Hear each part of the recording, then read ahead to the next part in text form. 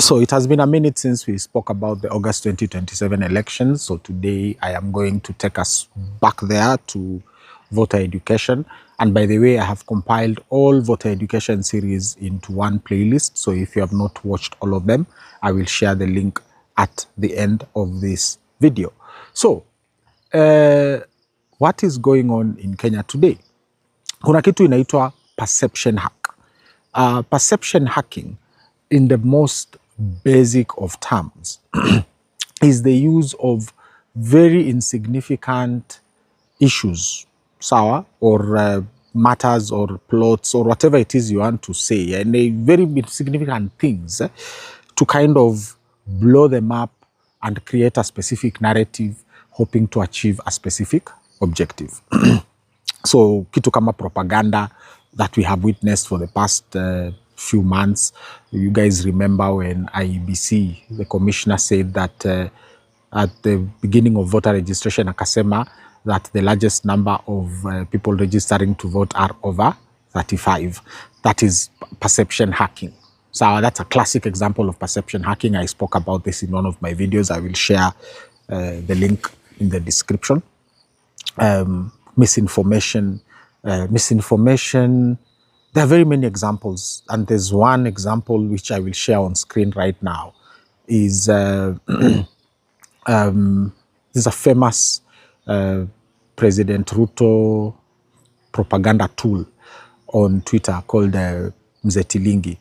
And Tilingi, the other day, he tried to kind of create this narrative that the Kenol Marua Road was built specifically because hawa watu ni Wakikuyu, which is a tribal angle, and that the Nairobi Nakuru Road ikaachwa tu ikuwe single, whatever it is, that single use, whatever single lane, because inaenda kwa Kalenjin.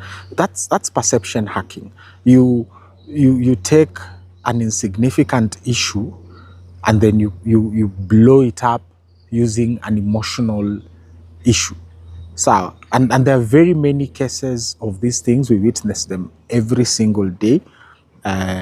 For example, Juzi in Nyandarua, the president paid, not Nyandarua, Nyahururu.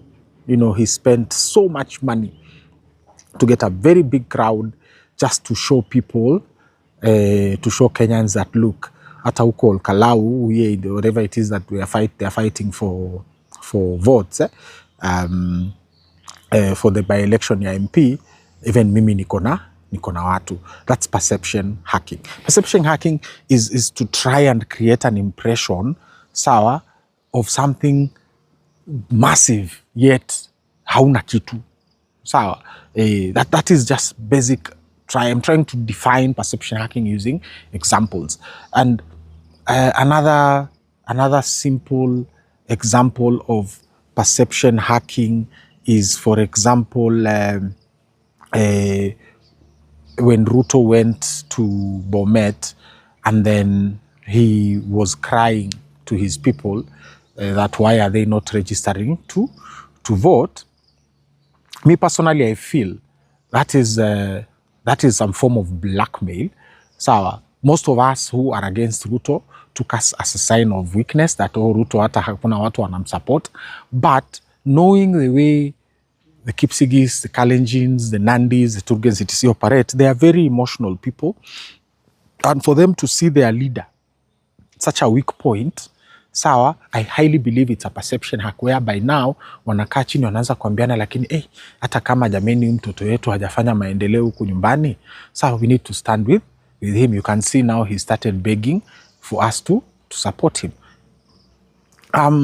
So perception hacking is going to be a tool that is going to be used between now and August 2027 by President Ruto and his highly skilled propaganda team. So heri mujitayarishe. Like each and everything kuanzia leo yenye utawatch kwa TV. Sawa? Watch it with a second eye, and specifically use your third eye inside your head. Because everything is going to be tailor-made in such a way that to create and control narratives and blow up, yani to blow up the idea that that Ruto, for example, has massive support around the country. This is our reality as Kenyans, and believe it or not, this thing has already started. President Macron visited France. I think he came in on Sunday 10th. Leo by the time this video goes up, it will be May 12th. On May 11th, there has been a very big fight on social media because Kipchoge Keino, Dennis Ombachi, and Bien of Sauti Sol have been seen with Macron. Of course, Ombachi amepika na Macron, Kipchoge amekimbia na Macron, Bien ndio bado hatujamwona akiimba na Macron, but you get what I mean.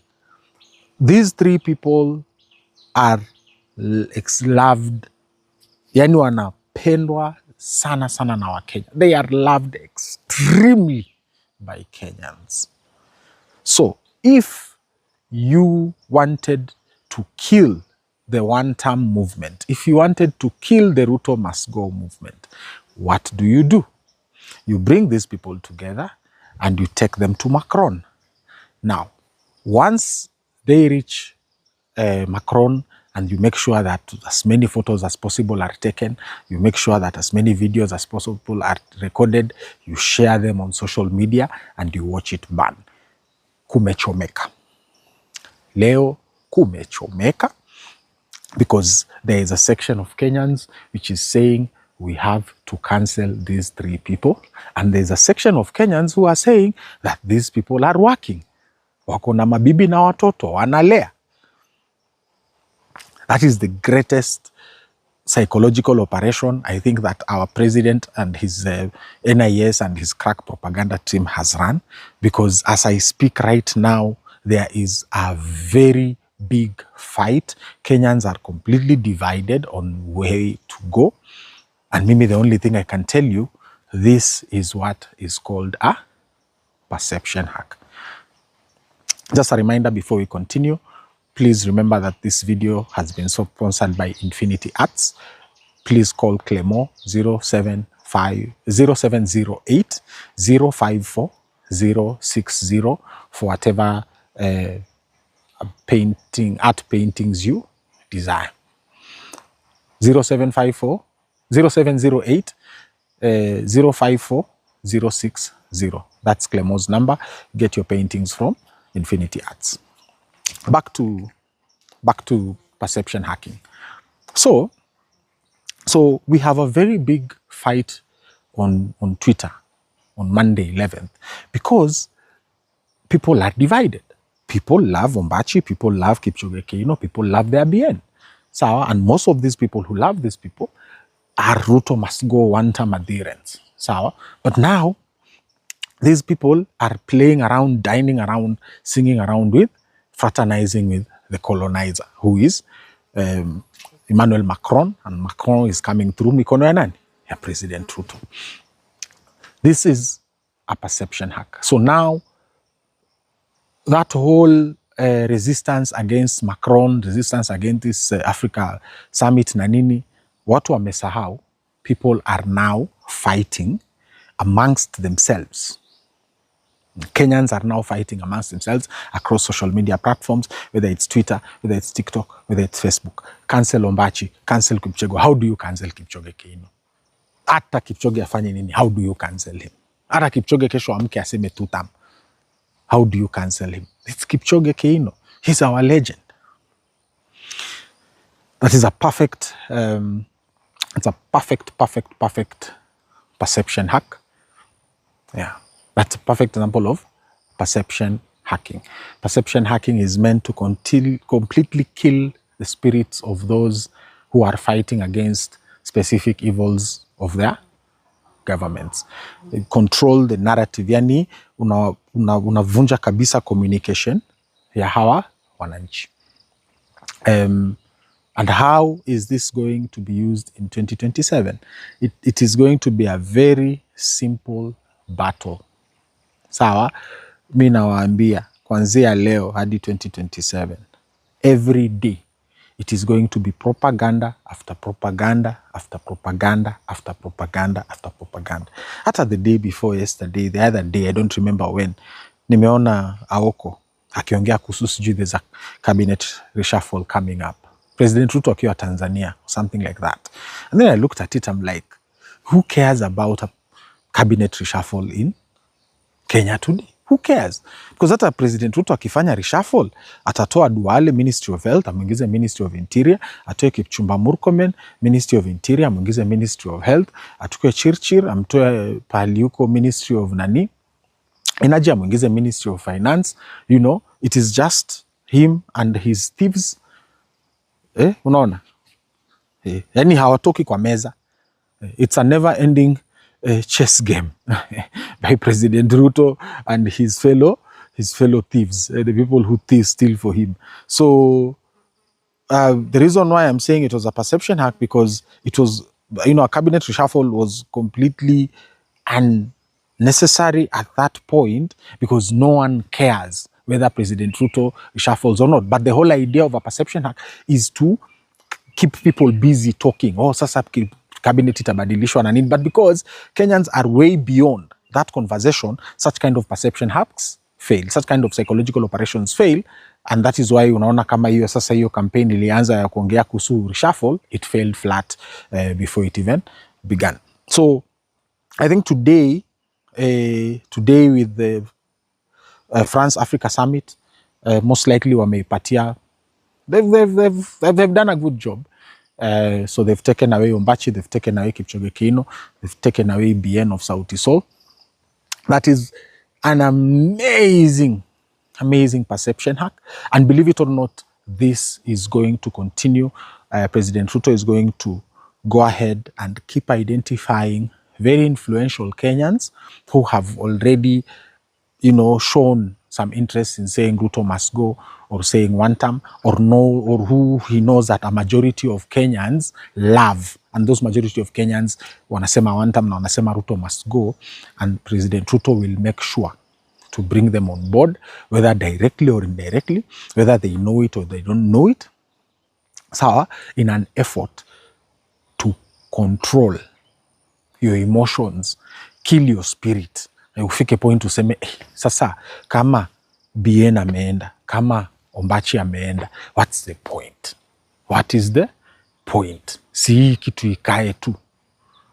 Si tukae tu hivyo. Ruto arudi second term, August 2027. That is the name of the game.